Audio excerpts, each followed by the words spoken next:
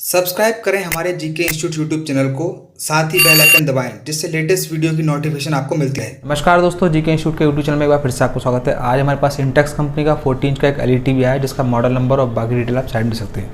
Basically ये no sound में आया है, यानी इसमें ऑडियो प्रॉब्लम है, स्पीकर से आउटपुट नहीं हो रहा है, आवाज़ नहीं आ रही है।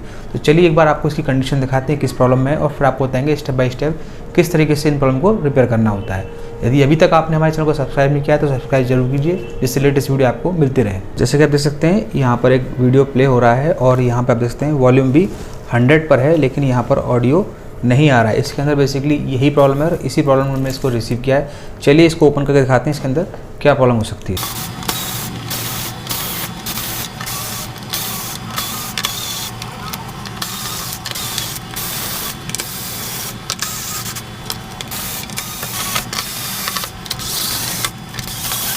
चलिए तो इसे हम लोग बैक कवर को रिमूव कर लेते हैं। उससे पहले हमें ये पावर केबल को अंदर की तरफ से निकालना होगा जिससे हमें काम करने में आसानी रहे।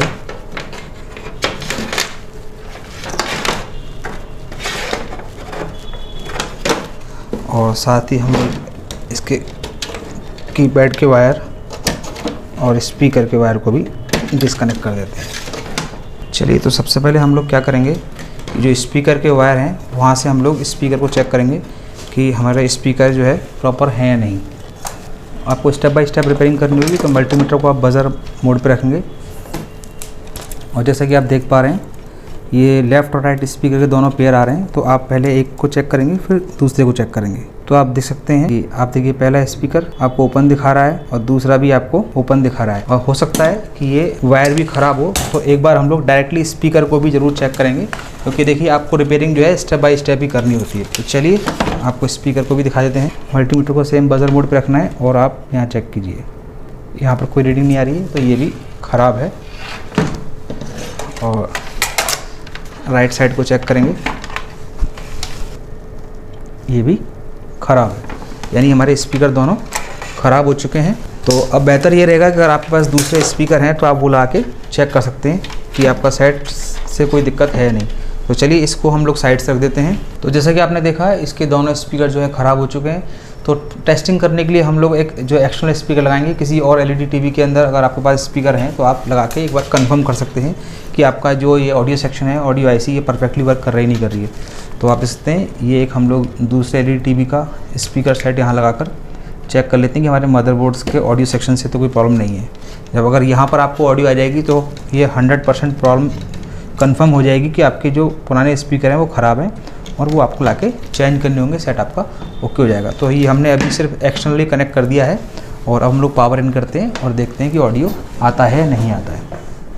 आप देख सकते हैं स्टैंड बाई लाइट आ चुकी है और इसे हम लोग अब रिलीज़ करेंगे। ये सेट स्टैंड बाई से रिलीज हो चुका है। चलिए हम लोग इस पर कोई वीडियो प्ले करके आपको दिखाते हैं। इजीली जो है ओपन नहीं हो पाएगा और फेस की जो डस्ट है उसको भी हम लोग बेसिक क्लीन करेंगे। उसके बाद आपको दिखाते हैं कि बोर्ड के अंदर जो है आपके कौन कौन से सप्लाई जो है रन कर रहे हैं और कौन से सप्लाई नहीं कर रही है। तो जैसा कि आपने देखा इसमें अब ऑडियो आ चुका है और ये सेट हमारा ओके हो चुका है।